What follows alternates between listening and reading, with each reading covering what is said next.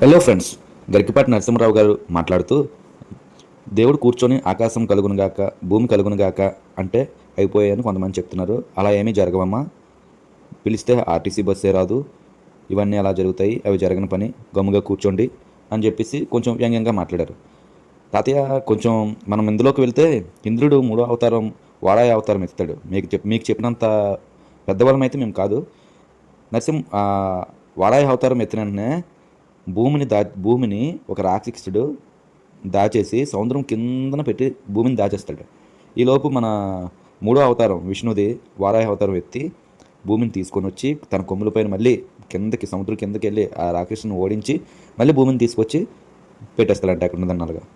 ఇది ఇంకా తాతయ్య, ఇది మరీ ఘోరంగా ఉంది కదా. ఇటు సైన్స్కే అందనివి మీరు సైన్స్ చెప్తారా ఏంటి? ఆలోచించండి ఫ్రెండ్స్. ఇంకొకటి, రామాయణంలో ఒక రాక్షసుని బాణము రాముడు వేసిన 1200 కిలోమీటర్ల దూరంలోకి వెళ్ళి పడిపోతాడంట.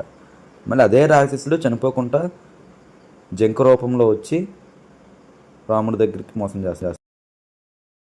ఆకాశం రావాలి అన్నాడు, ఆకాశం వచ్చింది. భూమి రావాలి అన్నాడు, భూమి వచ్చింది. రాదమ్మా, ఆర్టీసీ బస్సు రావట్లేదు, ఆకాశం భూమి ఎక్కడి నుంచి వస్తాయి? ఈ కబుర్లు చెప్పొద్దు. మహిళలకి నమస్కారం పెట్టి కోరుతున్నా, అడ్డుకోండి, మత మార్పిడిని అడ్డుకోండి. ఖచ్చితంగా హిందుత్వం నిలబడాలి.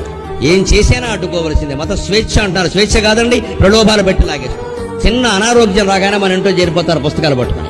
చేత కాక 4 శ్లోకాలు రాకపోయినా, 2 పద్యాలు లేకపోయినా, ఓ పురాణం చదవకపోయినా, ఓ మైకట్టుకుని వెర్రికేకలేసే వాళ్ళకి ఈ జాతి వైభవం ఎక్కడి నుంచి తెలుస్తుంది?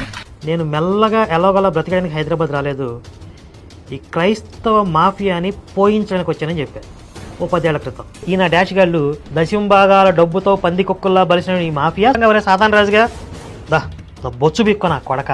నా జీవితం ముగించేలోపు, నేను పోయేలోపు ఈ దేశంలో ఒక్క చర్చ్ అయినా మిగిలిపోద్దేమో అని భయం ఉంది నాకు. ఒక్క పాస్టర్ గాడైనా, ఒక్క జాంబీ వైరస్ అన్నా మిగిలిపోతారేమో అని భయపడుతూ ఉంటాను ప్రతి క్షణం. బయట సమాజం చైతన్యవంతమై ఉంటుంది కాబట్టి పాస్టర్లు మత మార్పిడి వేటలకు వెళ్ళకూడదని హెచ్చరించడమైనది. క్రైస్తవ మహమ్మారి, క్రైస్తవ పిశాచిని మేము ఏ విధంగా చీల్చి చెండాడదామంటే, ఆ రోజు చూడకుండా ఈ రోజే వెళ్ళిపోతే బాగుంటుందేమో అని మీకు అనిపించేలా చేస్తాం. లుచ్చగళ్ళండి, పోరంబొగ్గళ్ళు. ప్రతి పోరంబొగ్గాడు పాస్టర్ అవతారం ఎత్తుతున్నాడు. సర్వమానభంగం జరుగుతుంది వీడి దేవుడికి కూడా. వీళ్ళ దేవుడికి బులకాయ అనేది ఉందా లేదా? ఉంది కదా. దాన్ని పట్టుకుని ఆయన ఉచ్చబోసాడు లేదు ఎప్పుడన్నా. రాత్రి పరిశుద్ధ